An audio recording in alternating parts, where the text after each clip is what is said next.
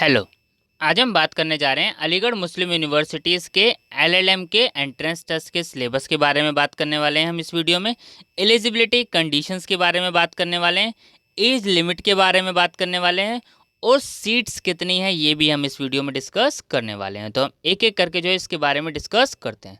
सबसे पहले LLM course detail, अगर हम बात करें तो ड्यूरेशन कितनी है 4 सेमेस्टर, इसका मतलब 2 ईयर्स, आपका 2 ईयर्स की एलएलएम होती है। ठीक है।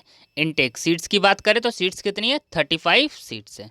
अब क्वालिफाइंग एग्जामिनेशन एलिजिबिलिटी कंडीशंस क्या है, एलिजिबिलिटी कंडीशन क्या है, एलएलबी या फिर BLLB examination of this universities और an examination recognised by the universities as its equivalent with not less than 55% marks.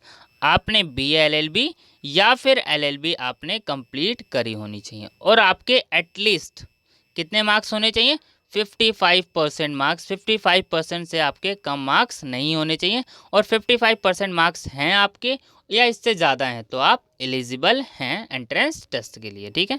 Selection process जैसे कि मैंने आप लोगों को बताया थ्रू डिपार्टमेंटल टेस्ट, तो आपको एंट्रेंस टेस्ट देना होता है। Age limit not more than 27 years, ये भी आपको ध्यान रखना है एज लिमिट के लिए।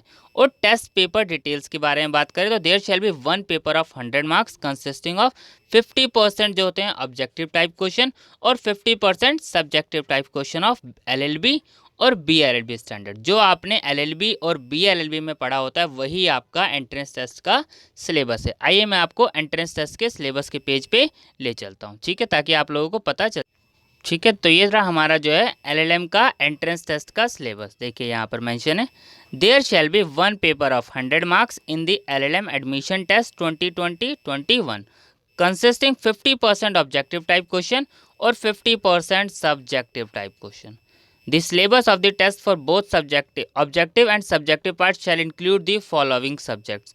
अब वो कौन कौन से सब्जेक्ट्स हैं जो आपने एलएलबी और बीएलएलबी में पढ़े, ये सारे सब्जेक्ट्स।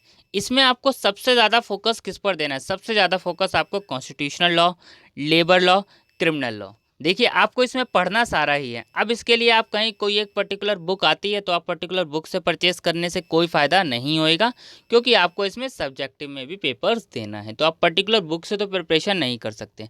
आपने एलएलबी और बीएलएलबी में जितने भी सारे सब्जेक्ट्स आपने पढ़े हैं, ठीक है, तो इन सारे टॉपिक्स को आपको अच्छे से कवर करना पड़ेगा। आपको फैमिली लॉ भी पढ़ना पड़ेगा, लेबर लॉ भी, क्रिमिनल लॉ भी, इंटरनेशनल लॉ भी, कमर्शियल लॉ भी, कॉन्स्टिट्यूशनल लॉ भी और ज्यूरिस्प्रूडेंस। तो ये सारी चीज़ें आपको जो है पढ़नी पड़ेगी। पर आप कर क्या सकते हैं, सबसे पहले आप पास्ट ईयर पेपर कवर करेंगे। पास्ट ईयर पेपर कवर करेंगे तो आपको उससे आइडिया लग जाएगा कि पास्ट ईयर पेपर में क्वेश्चंस कहाँ से सबसे ज़्यादा पूछे जाते हैं। तो ऐसा तो नहीं है कि कट ऑफ 100 आउट ऑफ 100 रहती है, कट ऑफ एक ऑन एन एवरेज रहती है।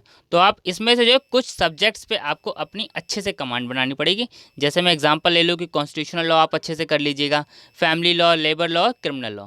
अगर आप ये 4 में अच्छे से कमांड बना लेंगे, ये भी इंपॉर्टेंट है। तो इंपॉर्टेंट तो देखिए सारे ही हैं, लेकिन कुछ पार्ट आप उस पर अच्छे से कमांड बना के अगर प्रिपरेशन करेंगे तो बेस्ट रहेगा। और ऑब्जेक्टिव के लिए बेटर रहेगा कि आप लोग अच्छे से पूरी बुक्स को पढ़ें।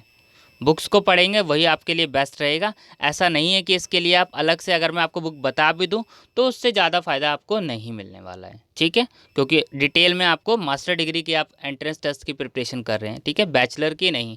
बैचलर में आपको फिर भी आपके पास कंटेंट कम होता है, लेकिन आप मास्टर डिग्री के एंट्रेंस टेस्ट की प्रिपरेशन कर रहे हैं तो बहुत ही रेयर चांसेस है कि एंट्रेंस के लिए कोई स्पेसिफिक बुक आती हो। उसके लिए आपको टॉपिक वाइज ही प्रिपरेशन करनी पड़ेगी। ठीक है, और बस सबसे पहले आप एंट्रेंस पेपर कर लीजिएगा तो आपको काफ़ी आसानी होगी एंट्रेंस टेस्ट को निकालने में। ठीक है, फिर भी आपको कोई और डाउट्स आ रहा हो तो आप कमेंट कर सकते हैं। ठीक है, थैंक यू।